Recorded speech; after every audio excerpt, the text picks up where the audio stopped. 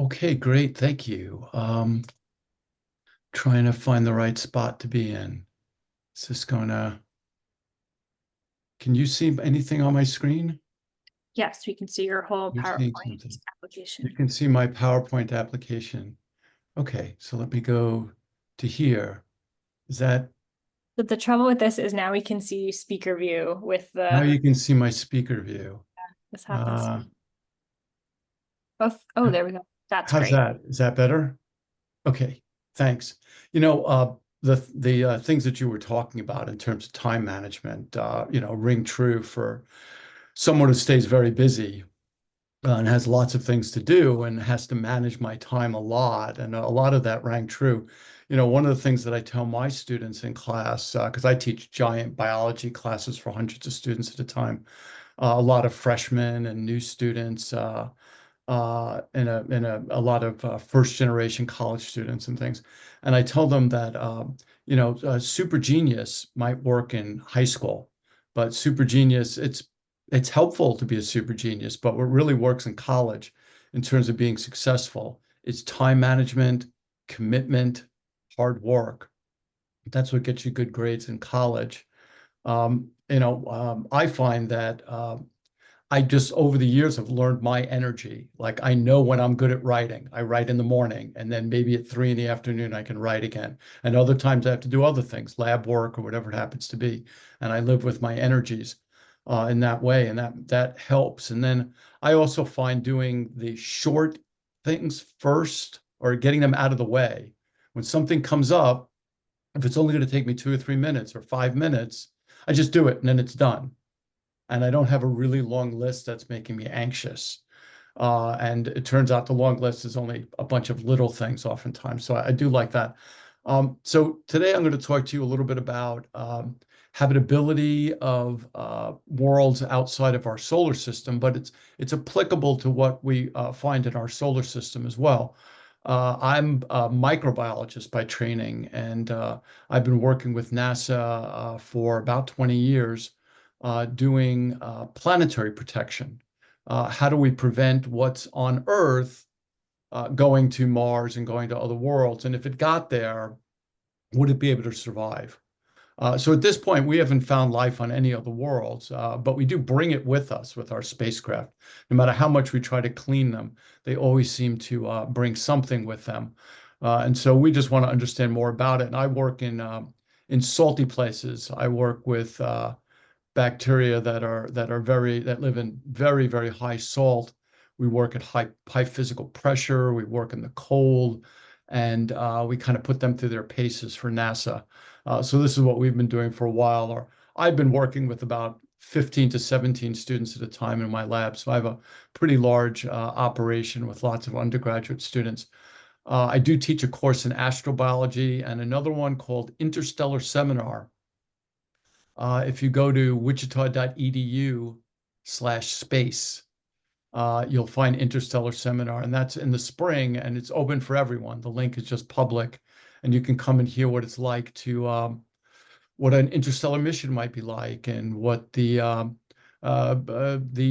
scientific sides of it and the engineering side, but also the culture and humanities side of it as well. So we have artists and philosophers and psychologists and rocket scientists and spacecraft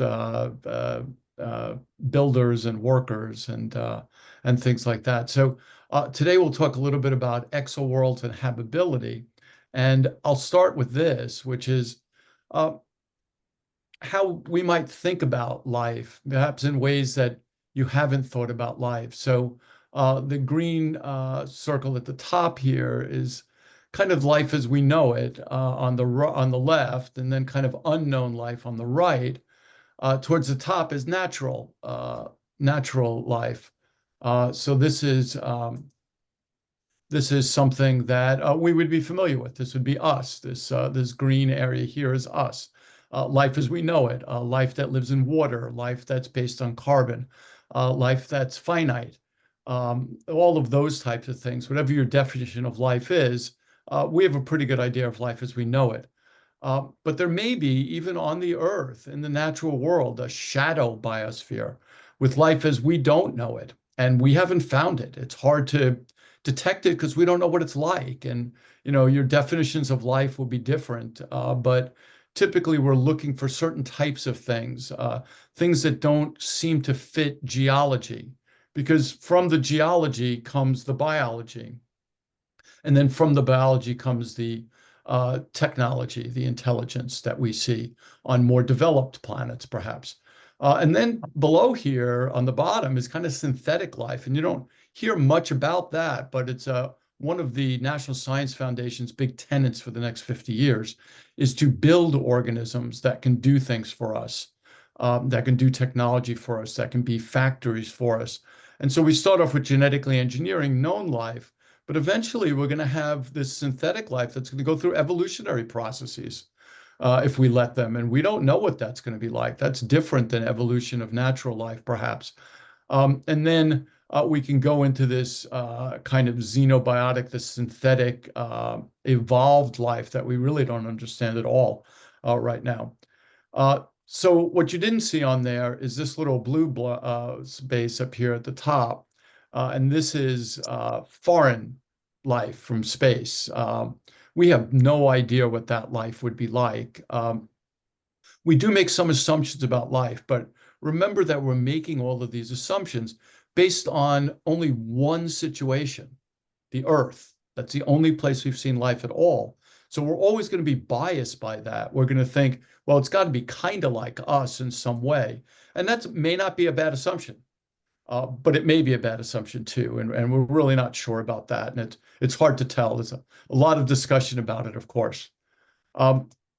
So when we look outside of our solar system, or even in our solar system, there have to be certain conditions for life. If you think about what you're made of, you're mostly water. And then there's some carbon compounds, some carbohydrates and proteins and fats and things like that, like you'd see on the side of your cereal box. All of those things are made of carbon and nitrogen and oxygen. But then there's some other things in us that are kind of heavy, like big atoms, like iron. And for our blood, right, we have iron in our hemoglobin. And a lot of our enzymes and processes use some of these heavier elements, like copper or cobalt, transition metals. And if you look at stars, our star is a relatively small star. It's a relatively weak star. It's not the weakest kind. It's a main series star, but it's relatively weak. And it works with fusion reactions. So it takes hydrogen and sticks them together and make helium. And it can make elements all the way up to carbon. And that's about as far as it's going to go. So anything else you see on our planet came from someplace else. It didn't come from our sun. It came from another sun. It came from a different star. It came from a neutron star. It came from a cosmic explosion of some kind, perhaps. So all of those elements, it's like stardust that landed on the Earth here and became the Earth, became our solar system, became us. And so you have to live in a part of the galaxy, a part of a galaxy, where you have to exist there. Your planet has to be somewhere where these elements are found. And that's not everywhere. So you got to be fortunate to be in that kind of habitable zone where the elements of life are there. One that we talk about a lot is phosphorus. We feel that you have to have phosphorus, and that's not that common. And then a transition metal like iron to carry electrons and do biochemistry for us. You also have to be in an area of a galaxy where the radiation isn't too strong. The center of the galaxy, there's a lot of stars there. There's a lot of black holes. There's a lot of stuff going on. And all that galactic cosmic energy just, we think, would be uninhabitable. So you have to be kind of in the right spot. And, Earth is kind of in the right spot. We're not near the galactic center. We're out on an arm. We're in an area that's old enough that there's been time for these elements to accumulate on our planet. So that's one thing we have to look for. The other thing that we look for, of course, is water. And we really feel that water's special. I don't know how much chemistry people know, but water is what dissolves the chemicals of life. And it does that because it's watery, it's polar. It has a little bit of positive charge on one side and a little bit of negative charge on the other side. It's special. It can do things that other solvents can't, other liquids can't. So gasoline is not going to be, probably not a good solvent, certainly not for life as we know it. Ammonia, a little closer to water. It's a little bit more similar. You can imagine that more easily. But we talk about life in other solvents. We talk about life in other liquids because the moon of Saturn, Titan, has lakes of methane and ethane, which are organic compounds like you'd find in not exactly gasoline, but similar to that, kind of oily things. And so maybe life's inside out there where things are oily and the water is actually the barriers. But NASA looks for the water. We follow the water. That's what we're looking for on Mars. That's what we're looking for on other worlds. We're looking for the water. And not just water, we're looking for liquid water. That's the elixir of life. We need to have liquid water. And, liquid water freezes, and we don't want frozen water. And liquid water vaporizes if it's too warm. We don't want that either. We want liquid water. And so that's only in a certain spot in a solar system, what they call the Goldilocks zone. And this is a little bit of an old conception, and I'll tell you why it's not exactly true in today's thinking. But there's some areas that are just too close to the star, and they're going to be too hot. And then there are other areas that are too far from the star, and it's just going to be icy. Everything's going to be frozen. So you have to be kind of in the middle where it's not too hot and it's not too cold. It's just right. Where you can have liquid water. And it's even valuable where we are, where water is at its triple point. You could have frozen water, ice on the ground with a little puddle near it, and then have vapor coming off because of the sun and have water vapor. You can have all three at the same time in the same place. And we think that that's probably valuable. And so they have this area that they call the habitable zone in this Goldilocks zone within there. So depending on your star, that zone is going to be in different places. If you have a really hot star, well, you have to be farther away from it so all the water doesn't boil off. If you're in a really small star, really cold star, well, you have to be in closer to it. So it's not just the distance from the star, it's the right distance from the star. It's where this Goldilocks zone is. So different solar systems outside of ours, when we look at them, we have to make these determinations to figure out where the habitable planets might be. So we might look at a solar system. Here's a couple of different solar systems. So we have our solar system down here on the bottom, and then we have these two other systems going up. And these are systems that are quite far away from the Earth, but we can examine them. And so for our solar system, the habitable zone is maybe Venus is a little too hot. The Earth is just right. Mars is almost too cold, but it's still in the habitable zone. You still could have liquid water there, although it would have to be very salty. And a lot of the water in colder places is going to be salty because you know that salt makes water freeze at a lower temperature. That's why they salt the roads. So the roads don't freeze at 32 degrees. They freeze at 28 degrees. And they stay liquid and wet longer without freezing and getting all slippery. So when we look at cold places, we say, well, maybe they're salty, or maybe there's a lot of ammonia there. And that's going to keep that water. Some of the salts will keep the water liquid down to minus 70 degrees Celsius.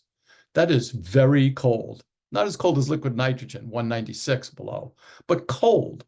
Much colder than we see on Earth typically and see liquid water there. But if you look at these other systems, like the Kepler 452 system, its habitable zone is somewhat similar to ours. And there's a planet here that we've seen, this 452b, that seems to be in the habitable zone.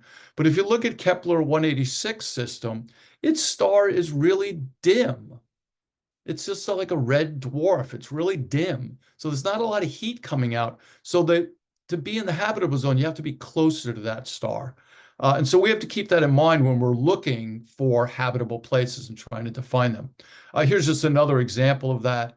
This shows the inner solar system of Earth. And here's the TRAPPIST system. And the TRAPPIST system has, what is that, 7 planets, or, well, 1, 2, 3, 4, 3 or 4 that are certainly in the habitable zone, and then others that might be a little too warm or too cold. So you know, this is one of the top places that people like to talk about as a TRAPPIST system. It was discovered early, and these planets are somewhat similar in size to the Earth, although somewhat different. So when we look at we look at exoworlds or exoplanets, there's quite a few of them that could be habitable, that we find in the habitable zone. And this is from 2020. So this field is advancing very quickly, and we're discovering new planets all the time. But these are some of them. We don't know that much about them, and you kind of see some are 40 light years away, and some are 1,000 light years away, and we learn about them with spacecraft like the Webb telescope and Kepler telescopes teach us about these space telescopes. So we're discovering exoplanets, exostars much more frequently now. This is again from 2020. And we're well over 5,000 of these stars and exoplanets now, or exoplanets are around these stars. So how do we find these? You may have some idea about this already. Most of the time, we cannot just see them. They are very far away and they're very dim. The star is very, very bright.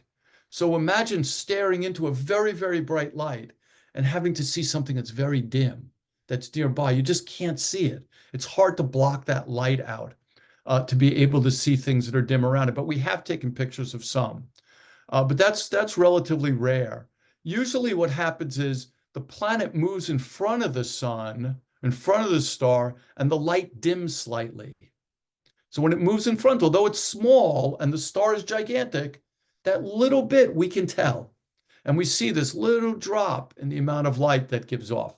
And then we can learn how fast that planet's moving around, how big the planet is, how far away the planet is. We can learn an awful lot from transits like this.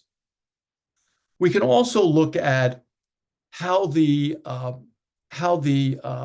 star slows down a little bit with the movement of the planet around it.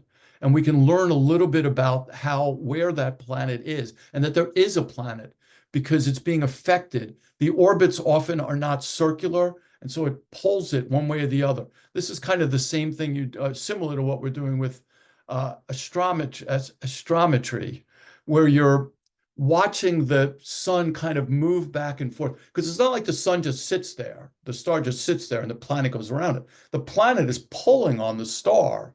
And so really the center of the spinning is not in the middle of the star. It's kind of a little bit off center. So it pulls the star around as it's moving. And that little bit of back and forth movement, we can pick that up. And then we can say there's a planet there. So this is kind of the way we discover some of these things. Here it's just, I thought these are cool because these are photographs of planets around other stars. We do have quite a few, and you can see some of them here. Some of them are very clear, and some of them it's harder to tell that they're there because you have to do a lot of mathematics to take that star out. You can't just block the light. You have to take it out using nowadays it would be kind of AI and machine learning on how to take that extra light out. Okay, so with all this light happening, we're going to try and look at the planet. Hard enough to see the star and that the star is changing, and that's got a lot of light. Now we want to take this dim light and we want to learn about what color it is and those types of things, and that's going to tell us a lot about it. But as we look at these planets, one thing that we've found is that there are types of planets that are not in our solar system. Our solar system turns out not to be a typical solar system. Planets the size and shape of the Earth at the distance that the Earth is not common. Now, the smaller planets are harder to see, so we don't discover as many. We discover the ones that are like Jupiter, especially if they're closer to the planet. So we have a lot of those and a lot of Neptune-sized planets, which are bigger than the Earth, but not anywhere near as big as Jupiter. And so the smaller rocky planets, we don't see as many. We're seeing more because we're looking for them more. But we find other types of planets there, like super Earths that are 3 or 5 times the size of the Earth and may not be rocky like the Earth. They may be somewhat different in composition. We're just learning. There's all kinds of planets. And our solar system is not representative of all those different planets. Uh, there we go. Oh, this one had click-throughs. There you go. Mini Neptunes and things. Sorry, I didn't realize how to click through. Um, so this kind of puts the kibosh on a lot of the things that I was saying. If you look at our solar system, you'll see that there are uh, planets like Jupiter, Saturn, Uranus, Neptune that are way too cold. There's no way that we're going to have liquid water on those planets. But their moons have liquid water because there are tidal forces pulling the moon and the planet back and forth. And then the moons have radioactive ingredients in them, and this produces heat. And so the moons are hot. In fact, they're ocean worlds. They are oceans with a crust of ice over them. And some of them are under high pressure and they spray water out into space. If we look at them, they're water worlds. A world like Europa, which is one of the moons of Jupiter, that world has more liquid water than the Earth. And we're following the water. We're looking for water. And then their surfaces are red with organic compounds, organic materials, water. This sounds like life to me. It sounds like there could be life there. So we're sending a spacecraft there, the Europa Clipper. It launches October 10th, if everything goes well. So some of my friends they're in meetings all the time because their spaceship is going off soon. It's just a very busy and exciting time. But a lot of these worlds have big oceans. And so that makes the Goldilocks zone much wider because now you're way in the cold place, but you have a moon that's got liquid water. And it just opens up so much more areas for astrobiology. So when we go to look at these worlds, we look at what light is reflected off of them. We can't really shine light on them and see how it reflects back. We look how the sunlight there, its star, shines and how the light from that star changes, how the colors change. And we can look at a lot of different wavelengths. Some of them are the light that we see, the visible light, right? There's the rainbow. But then there are wavelengths of electromagnetic radiation, kind of like light, that have more energy, shorter wavelengths like gamma rays and X-rays. We can look in the infrared, which is kind of closer to heat, and it's got longer wavelengths, and we can see certain things, and radio waves. But our atmosphere blocks some of these things. So it's just showing you where it's blocked. Oh, sorry. It's just showing you where it's blocked in this graph here. And we can see certain wavelengths, but we can't see other things. So if we want to see these things, we have to look from space. That's why we sent the Webb telescope, because it looks at infrared, and we can't see that through our atmosphere. So we can go ahead and look at some of these near infrared things. And what happens is different compounds reflect or absorb light in different wavelengths. And they're kind of showing these compounds. So when you get a spectra of it, you get these little dips that says methane, or a dip that says water, or a dip that says ozone. And what we're looking for are, of course, water, which we're interested in, and then things that don't make sense to find them at the same time. Like ozone and methane, they react with each other. If you had them at the same time, they would react and you wouldn't have one of them unless they're constantly being produced. And constantly being produced is something that we think about when we think about life. Like we're making methane with bacteria all the time. So there's methane there. Or we're making oxygen. So there's a lot of ozone there, and plants make oxygen. And we look for these things that just don't make sense together chemically, because they would react and they wouldn't be there, perhaps. We can also look at the temperature of the light that is shining back to us. We can look at that temperature, and it can tell us something about how deep we are in the atmosphere. So where that chemical is in the atmosphere. And this is real data, but this is real data of the Earth over the Sahara Desert. And you can see that this CO2 window goes down to a lower temperature, which is higher up, and higher temperatures are lower down. This would be down to the surface, and ozone's at a certain level. And so we can learn something about their atmospheres, even from a distance. So here's just a few traces showing atmospheres. This one is the atmosphere of Mars, our neighbor. And when we look at that, We see carbon dioxide, which we know that's the atmosphere. Carbon dioxide, we know that's the atmosphere of Mars. That's the predominant thing on Mars because we've been to Mars and we've tasted the atmosphere and we've checked it. We know what it's made out of. So this is a good example for us. Notice that the water not really giving us much of a drop, right? Not much of a trough there for the water, because there's really not much water in the atmosphere. There's a little bit of a dip there, but not very much in Mars because it's very dry there. So we can look at other worlds like exoworlds. So this one is WASP 39b. It is a gas giant. So it's a little bit bigger than Jupiter, not something we would expect to have life on. It doesn't have a rocky surface. It maybe doesn't have water, and liquid water in the way that we think about it. And when we look at this one, you can see there's a lot of carbon dioxide in the atmosphere. Here they're showing bumps up rather than bumps down. There are some water peaks here that don't show up really well there, but we can expand this. So this is, again, the best fit model. And here's a peak for water, and here's a peak for water. So this is a world that has water in its atmosphere, but it's kind of like Jupiter. Jupiter has water in its atmosphere too, but it's under relatively high pressure. It's deep in the planet.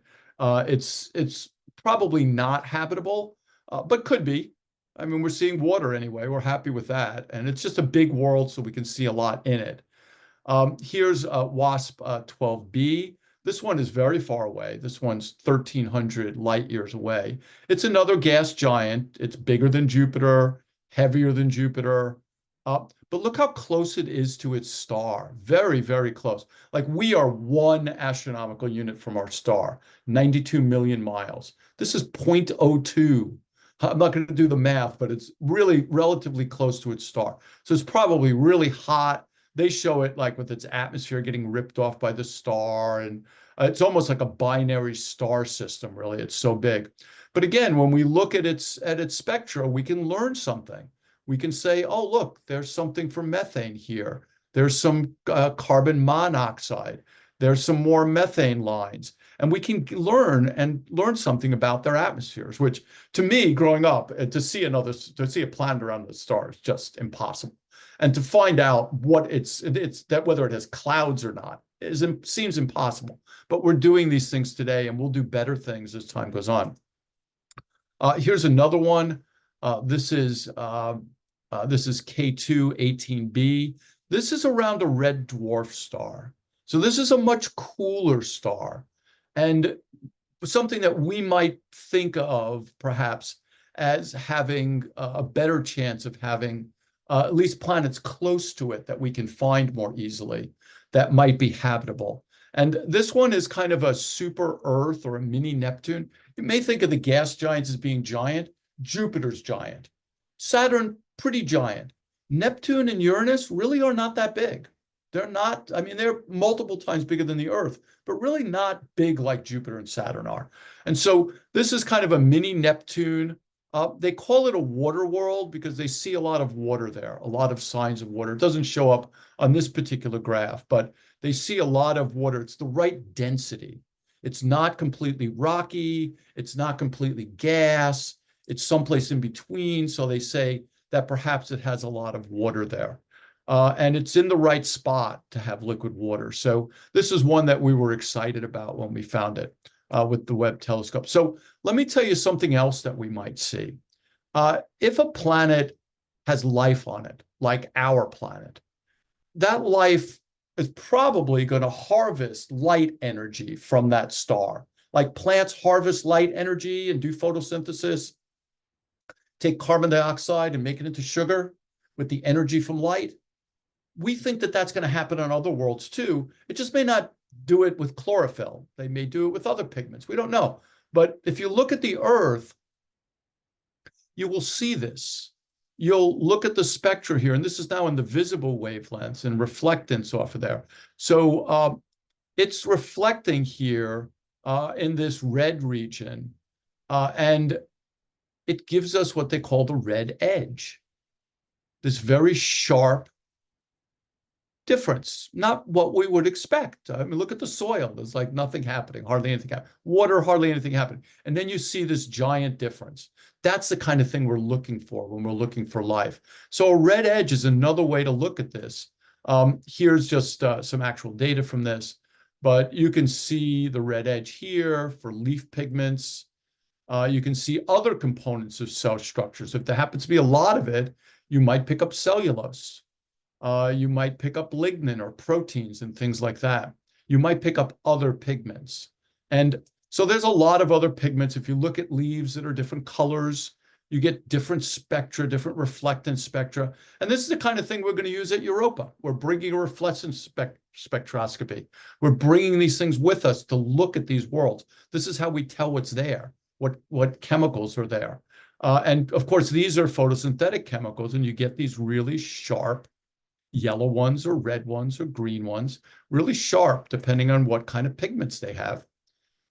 Here's another one showing kind of lower, more primitive organisms, lichens and algae and photosynthetic bacteria, the cyanobacteria, and they all absorb light in different places, and they all reflect light in different places. And we can see the difference, but they're all remarkable. If you look at flowers, they have pigments too, carotenoids and cathones and a lot of anthocyanins.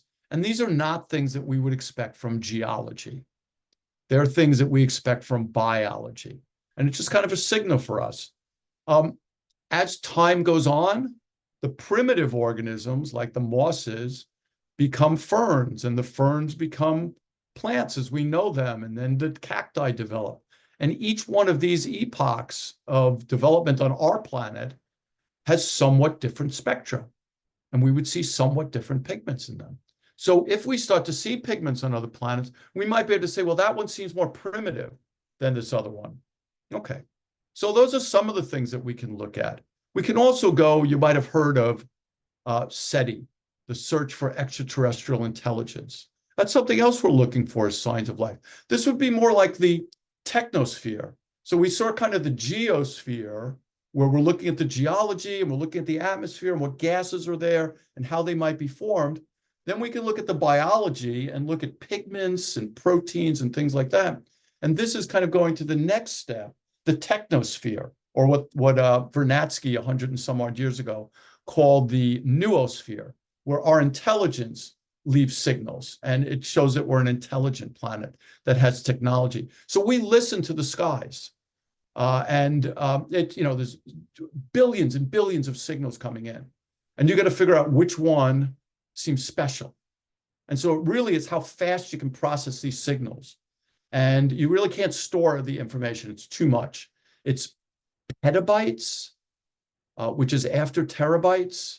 So you take a gigabyte and take 1,000 of those and so it's 1,000,000 gigabytes, like a second or in a tenth of a second. It's unbelievable amounts of data that they go through at these telescope arrays to do SETI. So what kind of things are we looking for? Like a signal, something that sticks out. Maybe if you were intelligent, you might choose what signal you send out. You might take the spectral line for hydrogen and say, that's the frequency I'm going to use. Because everybody will know that's a spectral line for hydrogen. They're using that on purpose, right? And then you can look at a wide band or a narrow band, and there's a lot of different ways to go about this. You might look for a pattern. Like if we were doing it, we might send out a blip in something to do with pi. Pi is a universal number. Everybody knows pi. They're going to recognize these are coming at 1 pi, 2 pi, and 3 pi intervals. And they'll say, that's not just cosmic radiation. That's intelligent signals coming to us. And so we can look for those types of things. And there's dozens of these. You could use Fibonacci series. There's all kinds of mathematical things that an advanced civilization would definitely know. And they could just use prime numbers or something like that and send their signals out. You could look for planets like ours. If you're looking at ours, you're going to get more signals in the daytime than at night. And so as the planet turns, you get yes and no, and we can look at that there's a lot more signaling in the daytime than there is at nighttime, because we're on their cell phones, they're doing whatever, they're using energy, they're doing a lot of other different things. So have we ever gotten any signals? Well, there was this one that somebody wrote wow next to, because this to them was something that meant something, that didn't seem random. So this is the WOW signal from 1977. They heard it with the Big Ear Radio Observatory.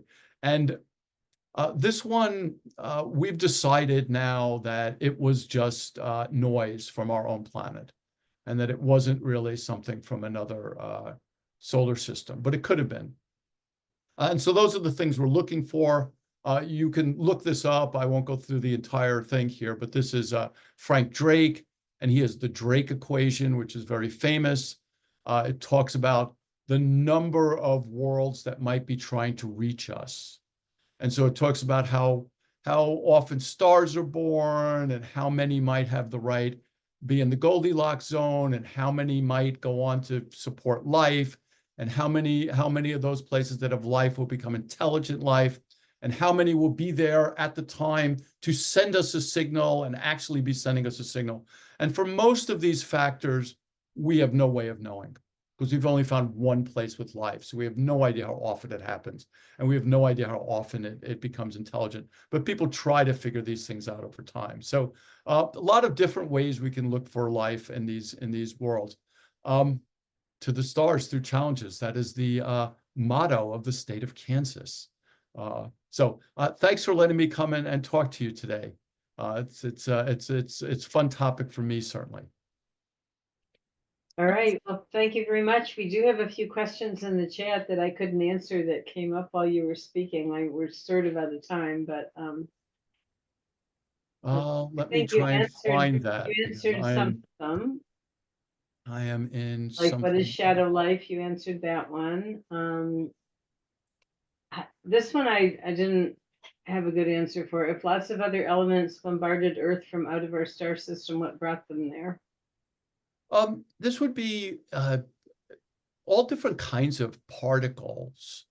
There's interstellar dust that has a lot of these things in it, and that just flies through the galaxy. Probably doesn't go from galaxy to galaxy, but it flies through the galaxy a lot. You can get things like comets and asteroids that get thrown out of a solar system by some gravity thing. You can get entire planets that are thrown out of a solar system that could end up in another solar system or pass by and break up and leave things, what we call rogue planets. And some of those rogue worlds could have liquid water too. That's not, there are papers that talk about that too. So lots of different ways, but typically it would come along while we were still like a nebula, while we were still that cloud of gas and that made little particles that eventually made the disk of our solar system that we condensed out of. So it happened a long time ago probably, but still things are still coming in, but the bulk of it probably came before the solar system was really formed. Oh, and then a philosophical question from Sarah at the very end. I'd like to have a short answer to this one. Does AI count as synthetic life? That's a very good philosophical question. It is a question that we do not have an answer to now. I think most people today would say no. At least what we have now wouldn't be. Could it be in the future? I mean, we talk about self-replicating machines, von Neumann probes, they call them, that you could send them out, going out to the stars, and then they can gather up the things that they need to make more of their own probes, and then they just proliferate. So when they start reproducing like that, it gets closer, but and they'll have intelligence. It's hard to say. I mean, are we going to get to a point where we can't have the robots working at the factory anymore because it's not fair to them? They have rights. They have, not human rights, but they have the rights of a living creature, that you can't give them these boring, terrible jobs and make them do it. And maybe we'll make robots that aren't so smart and they won't be alive. We'll have robots that are smart and they will be alive in some way. We really don't know, but we're almost at what they call the point when the AI is as good as us. And we're not really sure what happens then. It could be the end of biological life. And then all the other planets that are robot planets will come and say, hey, you finally made it. You got rid of all your biology. Now we can hang out. And they're here anyway. We just can't see them because they're hiding. I mean, this is the kind of stuff we talk about, but right now we don't know. Well, thank you so much for an absolutely fascinating talk about a lot of things I'd never thought about, for sure. Well, great. Thank you.